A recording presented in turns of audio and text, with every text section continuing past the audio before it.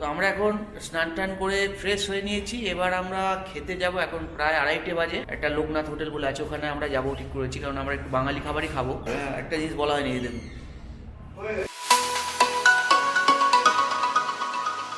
এটা আমাদের কিনতে হলো বাইরে থেকে। আর কিনতে গিয়ে এমন অভিজ্ঞতা হলো, একটা দোকানে আমরা যেখানে 40 টাকা দাম বললো, 20 টাকার মাছ 40 টাকা দাম। আর যখন আমরা বললাম যে এটা তো 40 টাকা বলছেন, তখন আমাদের বললো এই মাছ কালকে আর 2 দিন পর আমরা 60 টাকায় বিক্রি করবো, নিতে হলে নিন, না নিতে হবে না। যাই হোক আমরা নিলাম, কারণ সবাই দেখছি, বেশিরভাগ লোকে দেখি মাছ পরে ঘুরছে, তো আমরাও রিস্ক নিয়ে আমরা নিলাম মাছটাই পুরে।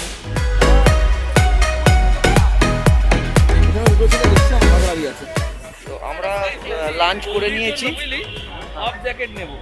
আচ্ছা, ওটা ফেরার সময় দেখবি মানালি থেকে, শোন না, শোন, মানালি যদি না পাস তখন ফেরার সময় এখানে দেখবি, এখানে তো আমরা স্টে করছি।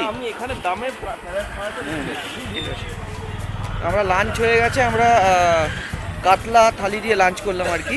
150 টাকা করে থালি প্রাইস, মোটামুটি খাওয়া যায়। রান্না কিছুটা আমাদের বাঙালি আনার টাচ আছে।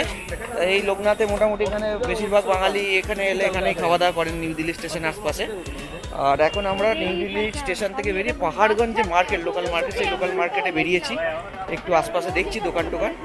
আর আমি যেহেতু এখানে বহুবার ডিউটিতে এসেছি, তাই এখানে কোথায় থাকি আমি, কোথায় খাওয়া দাওয়া করি, সেইগুলো আমাদের বাকি সদস্যদের আমি একটু দেখাতে নিয়ে বেরিয়েছি আর কি।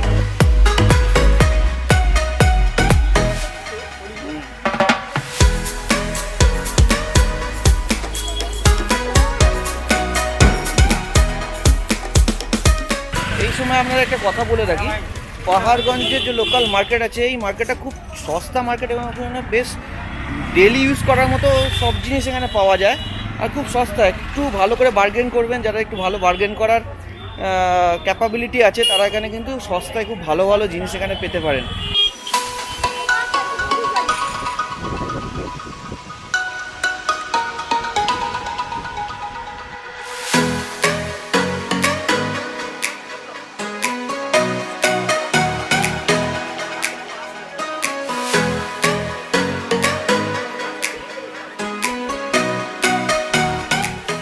তো আমরা কালকা শতাব্দী এক্সপ্রেসে উঠে পড়েছি, আর এখন ওয়েট করছি।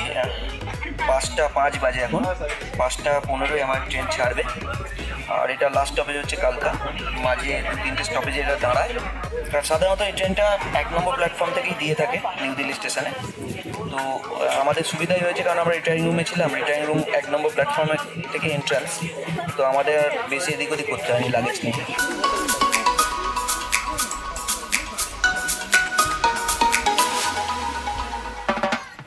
আমাদের প্রথমে একটা ছোট জলের বোতল দিয়ে গেল, 500 ml হবে হয়তো এটা।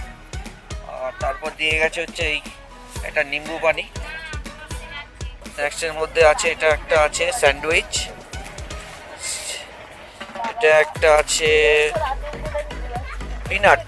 আচ্ছা, এটা কি আছে? টিকিট। এটা একটা ভেজ প্যাটিস, এটা একটা সোনপাপড়ি, আর এই একটা দিয়েছে এটা নোগা টমেটো কেচাপ। এই হচ্ছে মোটামুটি আমাদের স্ন্যাক্স আইটেম।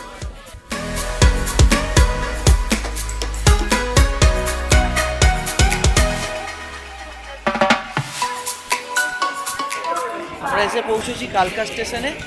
আজকে এখানে আমরা নাইট স্টে করবো, আর কালকে ভোরবেলা আমাদের এখান থেকে ট্রেন রয়েছে। আমরা এখানে একটাই রিটার্নিং রুম পেয়েছি, কারণ এখানে টোটাল 2খানা রিটার্নিং রুম আছে, তার মধ্যে 1খানাই পেয়েছি। একটা রুমে আমরা 2জন থেকে যাবো, ওরা বাইরে থাকবে।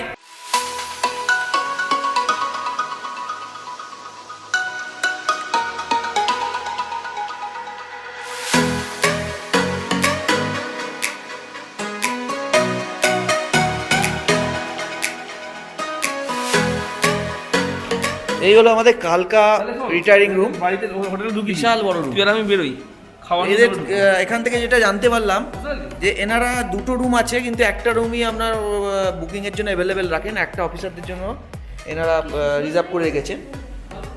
এই হচ্ছে এখানে একটা বেড রয়েছে, ডাবল বেড। আর এই হচ্ছে একটা টি টেবিল বড়, আর 2টো চেয়ার। আর এই হচ্ছে বাথরুম, বিশাল বড় বাথরুম।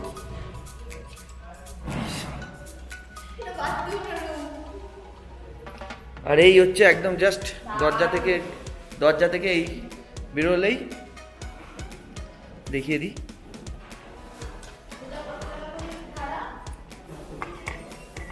এই হলো কালকা স্টেশন,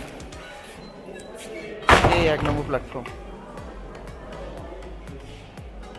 এছাড়াও এখানে একটা ডরমিটারিও আছে, যে ডরমিটারিটা 4 বেডেড, 150 টাকা করে পার বেড ভাড়া। কিন্তু এটা আমি অনলাইনে বুকিং করার সময় পাইনি, এটা এখানে অফলাইনে দেখলাম অ্যাভেলেবেল আছে, এটা কেউ চাইলে বুক করতে পারে, কিন্তু সাবজেক্ট টু অ্যাভেলেবিলিটি। কারণ অন স্পট এসে বুকিং করার সময় থাকবে কি থাকবে না কেউ জানে না। আজকে যেমন আমরা দেখলাম এখানে অ্যাভেলেবেল আছে, কিন্তু আমাদের যেহেতু বাকি 2 ফ্যামিলির বাইরে হোটেল অলরেডি বুকড আছে আজকে থেকে, তো আমরা আর এটা বুক করলাম না। ওরা এইখান থেকে জাস্ট স্টেশন থেকে 500-600 মিটার ডিস্টেন্সেই আমাদের হোটেল বুক করা আছে।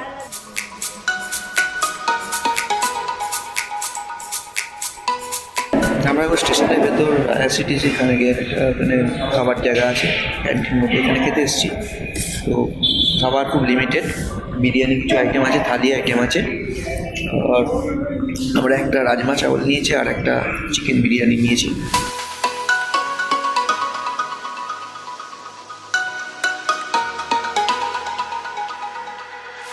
এখানে আমাদের খাওয়া দাওয়া এখন হয়ে গেছে, মোটামুটি খাওয়া দাওয়া ভালোই ছিল।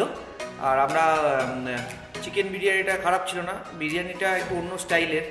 আর বিরিয়ানি এমন একটা খাবার যেটা প্রত্যেকটা স্টেটে আলাদা আলাদা টেস্ট, তো এখানে বিরিয়ানিটা খুব খারাপ লাগেনি, ভালোই লেগেছে। শিবালিক ডিলাক্স যে ট্রেনটা, এটা মেন টয় ট্রেন, এটা জার্নি করবো, এই জার্নিটা আমরা নেক্সট এপিসোডে দেখাবো। তো আজকে এখানেই শেষ করছি, আশা করি আমাদের ভালো লেগেছে। ভালো লাগলে অবশ্যই এই ভিডিওটাকে একটা লাইক দেবেন। আর আপনাদের যদি কোনো রকম এক্সপিরিয়েন্সের যা আমি শেয়ার করলাম, এরকম এক্সপিরিয়েন্স আপনাদের যদি থাকে বা কিছু জানার থাকে অবশ্যই কমেন্ট করে জানাবেন। আর আগামী যে এপিসোডগুলো সেগুলো এই দেখতে চান তাহলে চ্যানেলটাকে সাবস্ক্রাইব করে রাখুন, কারণ এরকম এপিসোড এখন আসতে থাকবে। দেখা হবে হিমাচল ব্লগের নেক্সট এপিসোডে। ততক্ষণ পর্যন্ত ভীষণ ভালো থাকবেন আর সকলকে ভালো রাখবেন। Stay high, stay creative.